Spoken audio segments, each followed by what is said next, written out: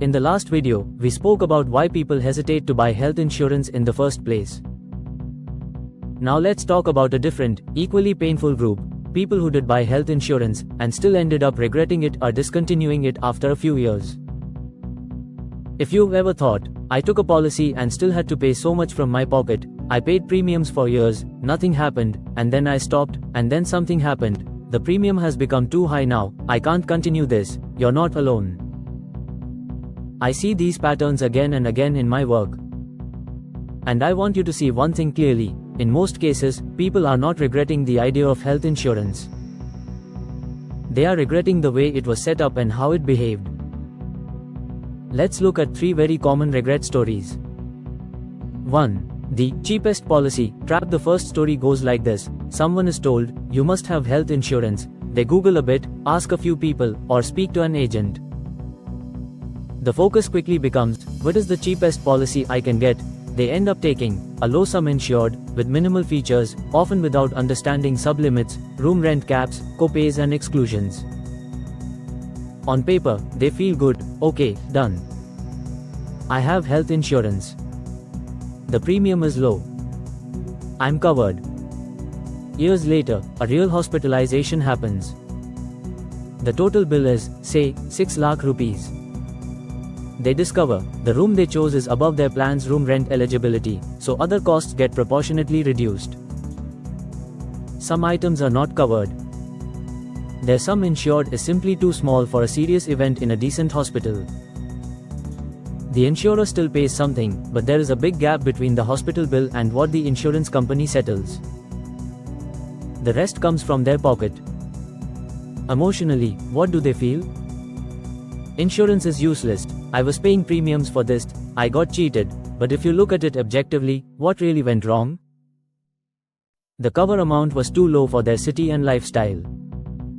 The product features were not understood. The focus was on cheap, not on adequate. It's like a batsman saying, give me the cheapest possible pads, no matter how thin they are, and then being surprised when a fast ball still hurts through them. The problem is not the idea of pads.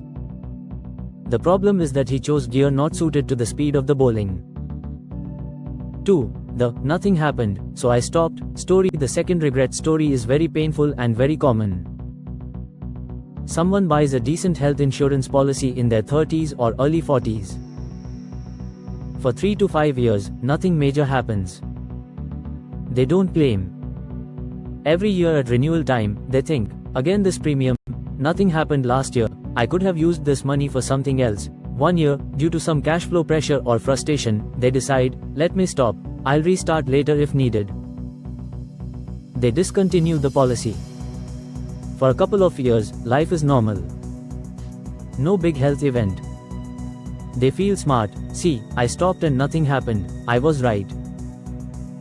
Then, suddenly, something does happen.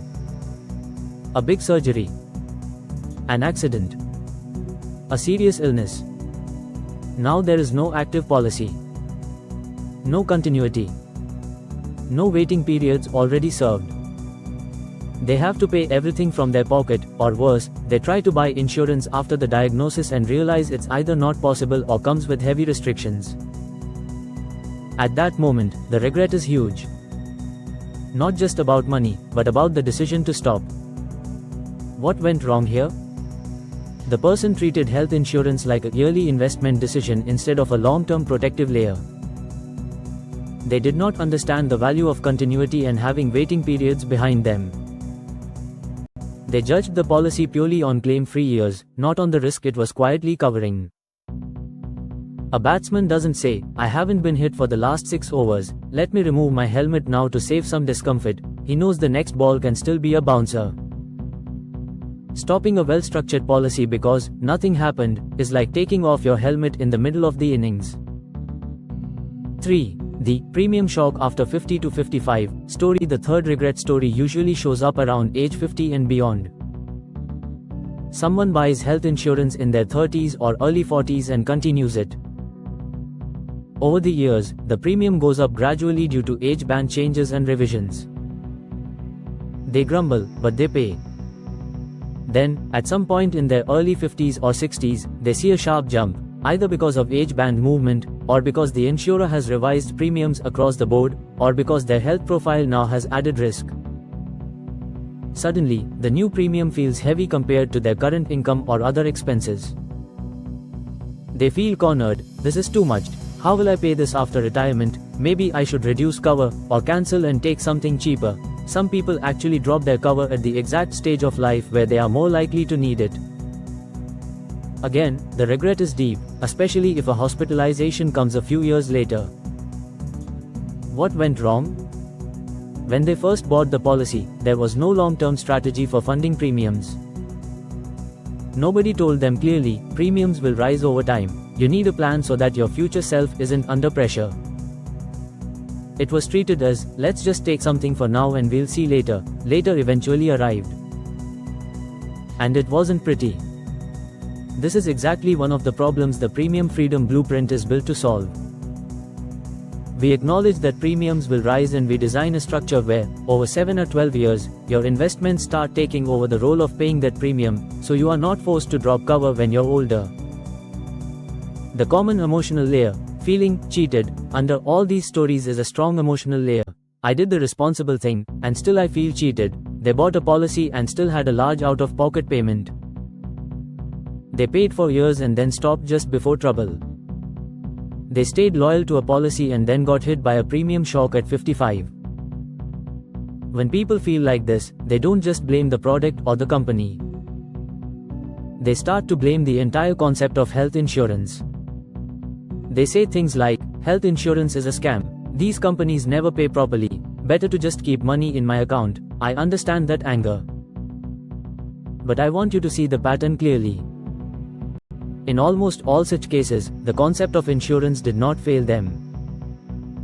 The structure of their cover was wrong, or their expectations were unmanaged, or there was no long-term funding plan for premiums, or the communication from the advisor, agent was incomplete. In other words, regret usually comes from wrong setup and wrong expectations, not from the idea of health insurance itself. How do we avoid this regret? This is exactly what we are working towards in this course. We are not here to simply say, buy health insurance. You already know that you should. Our goal is to design the cover correctly, right types, base, super top-up, PA, CA. Right amounts, suited to your city, lifestyle, family size. Right expectations about what is covered and what is not. Then fund it smartly. Use a clear health plus SEEP structure, the Premium Freedom Blueprint. Over 7 or 12 years, build a SEEP corpus that is meant to take over the burden of paying premiums, especially in your later years. That way, you are less likely to feel cheated in claim scenarios, because your cover is more realistic. You are less likely to stop in frustration after a few years, because you understand its role. You are less likely to drop cover after 50 to 55 due to premium pressure, because you have a plan to support it. In the next video, we'll start building the positive side of the story. We'll look at what kind of cover one should have, the different layers of base health insurance, super top-up, personal accident and critical illness. I'll show you how to think of them as different pieces of protective gear, each guarding a different part of your financial body.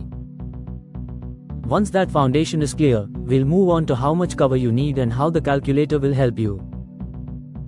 I'll see you in video 6.